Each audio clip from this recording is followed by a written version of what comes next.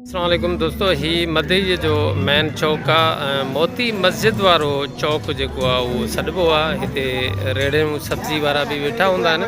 हिते कुझु अर्सो पहिरियां जेके रेड़ियूं हर माल वारियूं बीहंदियूं उन्हनि खे हटाए करे ऐं हिते जेको सरकारी टॉयलेट टाउन पारां जेको आहे उहे ठाहिया विया ऐं ठाहिण जी स्कीम जेका हले पई उहे हिन वक़्तु मां जॾहिं गुज़रां पियो त इहे मूंखे ठहियल काफ़ी नज़र पिया अचनि। अचो थोरो जाइज़ो वठूं त कीअं ठहियल आहिनि। हेॾां जेका आहे उहा सबील जी टैंकी आहे। असां टाउन चेयरमैन खे स्पेशली ख़ुशूसी गुज़ारिश इहा बि कंदासीं त हिनखे टैंकी खे बि अपडेट कयो वञे। हीअ गवर्नमेंट बॉइज़ हाई स्कूल जी दीवार सां लॻोलॻ हीअ टॉयलेट आहिनि, हीअ नलको आहे, हीअ नलको आहे,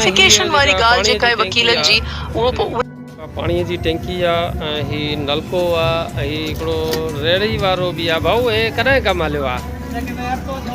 हफ़्तो थी वियो आहे। अच्छा, त हिन जे ठहण सां तव्हांखे का तकलीफ़?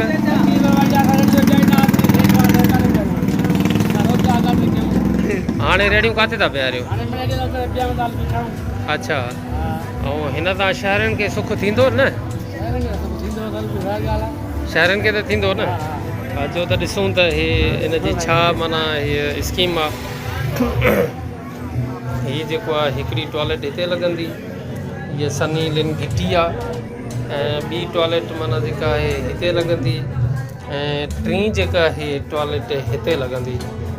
टे टॉयलेटियूं आहिनि ऐं ॿियो बल्कि हिन जो जेको दर आहे उहो माना हिन पासे ॾांहुं आहे। टे टॉयलेट जो हुन पासे ॾांहुं आहे। मुंहिंजे ख़्याल में इहा हिकिड़ी तक़सीम कई वेंदी त हिकु पासे ॾांहुं लेडीज़ जा वॉशरूम हूंदा, ॿिए पासे ॾांहुं मेल यानी की मर्दनि जा वॉशरूम हूंदा। विच ते भित ॾिनल आहे ऐं भित जेका आहे इहा नंढी आहे। मां सम्झां थो पिया अगरि इन क़िस्म जी तक़सीम आहे त इहा भित जेका विची आहे ख़ासि करे हुनखे थोरो वॾो कयो वञे।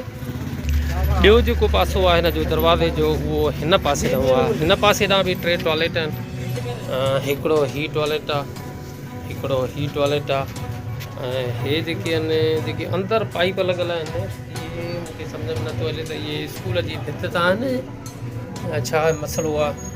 ऐं टियों माना टॉयलेट हीअ आहे। लॻे ईअं थो त या त स्कूलनि जा टॉयलेट आहिनि परियों या हाणे छा जा पाइप आहिनि। इन जी वज़ाहत वरी को कारीगर या मिस्त्री कंदो। बहरहाल मां हिकिड़ी जेको आहे हिकिड़ी सुठी पेशे रफ़्तार सुठो अमल आहे, छत बत लॻल आहे। पर हिन भित खे जेको आहे उहो थोरो मां सम्झां थो पियो त हिनखे वॾो कयो वञे। बेशक जो इहा पुठी जेका दीवार आहे इहा भली जा एतिरी ठीकु आहे, पर हीअ विची दीवार जेका आहे इनखे थोरो मथे कयो वञे। बाक़ी जेको आहे त सुठो कमु आहे, सुठी पेश रफ़्तार।